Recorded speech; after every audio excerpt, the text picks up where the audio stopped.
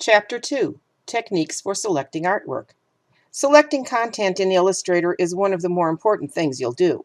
In this lesson, you learn how to locate and select objects using the selection tools, how to protect other objects by grouping, hiding, and locking them, and how to align objects to each other and the artboard, and a whole lot more. When changing colors or size or adding effects or attributes, you first have to select the object which you're making the changes to. In this lesson, you will learn the fundamentals of using the selection tools. To ensure that everything functions like it's supposed to in the lesson, you can delete or deactivate the preference files if you so choose. If you're using the computers in the lab, it's probably not necessary. If you've made a great deal of changes to your personal computer, you may want to do the restoring default preferences that's covered in the Getting Started selection or section at the beginning of the book. It's not 100% necessary.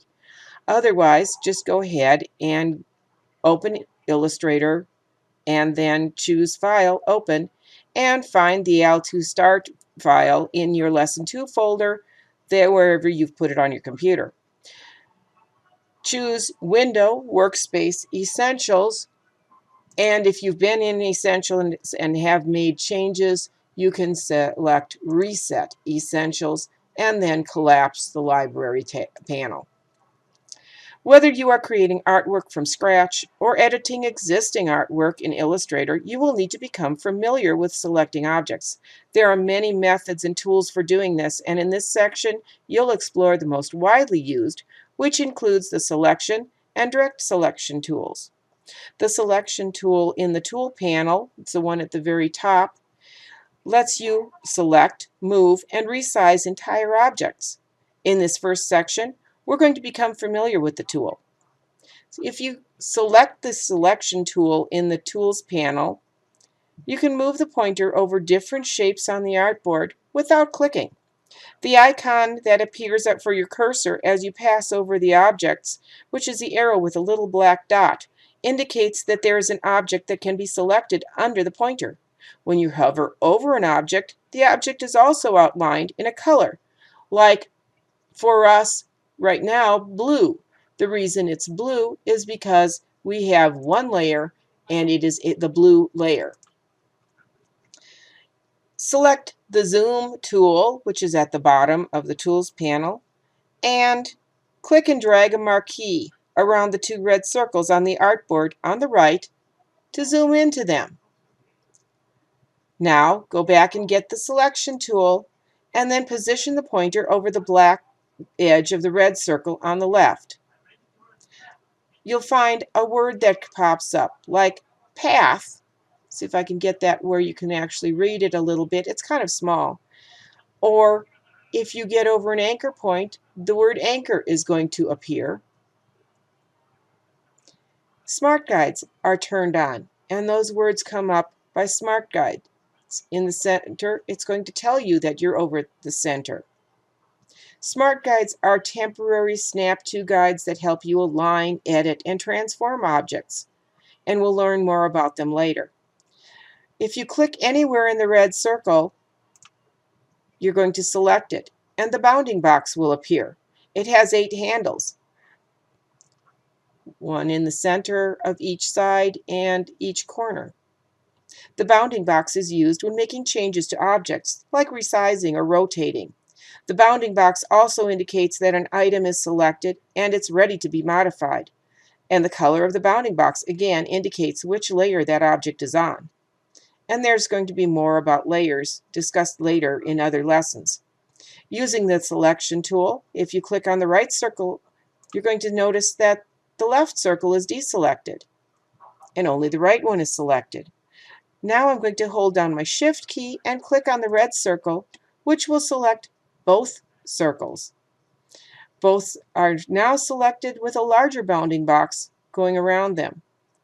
We can drag these anywhere by clicking and holding while we drag, and that's going to move them wherever we want. Both circles are selected, so they're both going to move together. As you drag this around on your artboard, you might see that there's some green lines popping up. When you see that, it's because those smart guides are turned on. The objects are aligned to other objects on the artboard as you drag, and it's going to show you how that alignment is changing.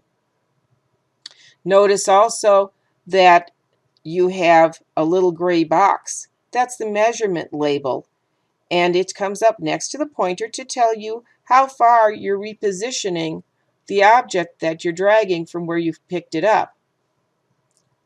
Right here, I moved it 2.5 points to the side. Measurement labels again appear because of smart guides. To deselect the circle, just click on the artboard where there's no objects, or go up to Select, Deselect, which is grayed out because I have nothing selected. Revert to the last saved version of the document by going to File, Revert, and clicking on Revert again. And we're back where we started. Now we're going to use the Direct Selection tool. It selects anchor points and path segments within objects so they can be reshaped. We're going to become familiar with selecting anchor points and path segments using the Direct Selection tool. Select the Zoom tool again and drag a marquee around those orange shapes to bring that up into view closer. And now pick up your Direct Selection tool. As you pass the pointer over the top of the orange shapes, you'll see that the white arrow gains a little black box next to it.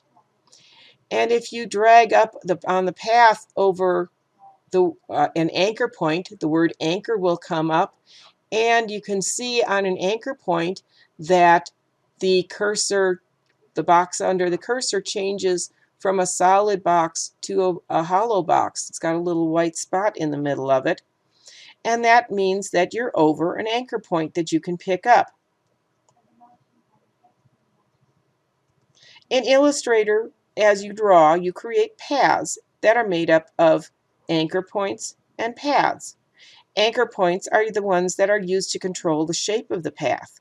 The anchor label is showing, again because smart guides are turned on, and again, that little white box at the right of the pointer is either white because it's over an anchor point, or it's solid black because it's over part of the object.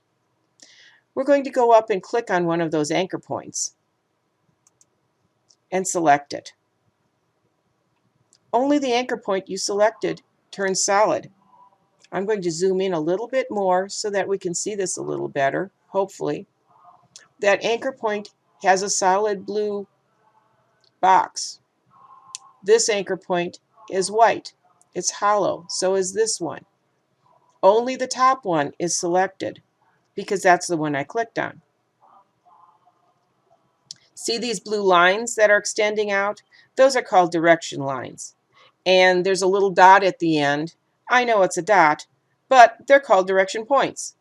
The angle and length of the direction line determines the shape and size of the path. I can turn these and reshape my path. With the Direct Selection tool still selected, I'm going to select that anchor point and drag it up. That's editing the shape. I can also edit the path by clicking and dragging. As soon as I click on another segment, it becomes selected. When I click on another anchor point, it becomes selected and it's solid, and the other one becomes hollow. Again, we're going to go File and Revert and change back to the original document. Another way to select content is by dragging a marquee around the objects that you want to select, which is what we're going to do next. Again, I'm going to get the Zoom tool, and this time I am going to click 3 times on the red circles. So 1, oh, and it moved, and 2, and 3, and that's going to zoom everything up. Now back to my selection tool, and I'm going to put the pointer above and to the left of the red circles, and then drag down and to the right just until I select part of the circle. And when I release my mouse, I have selected both circles completely. I'm going to go and deselect. Actually, I'm going to just click off to the side, or you can go select, deselect, either way. Now we're going to try this again with the direct selection tool. Let me click on that, and I'm going to again click and drag across the top of the circles. Well, now when I do this, I can see the paths, but I can also see that the only anchor points that are selected are the two at the top of the circles. They're the only ones that are solid blue.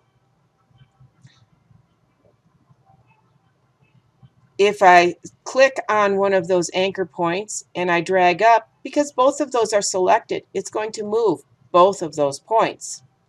This is a great method to use to select points by dragging through them when you don't have to click exactly on an anchor point that you want to select. Again, we're going to revert, File, Revert, and again, Revert.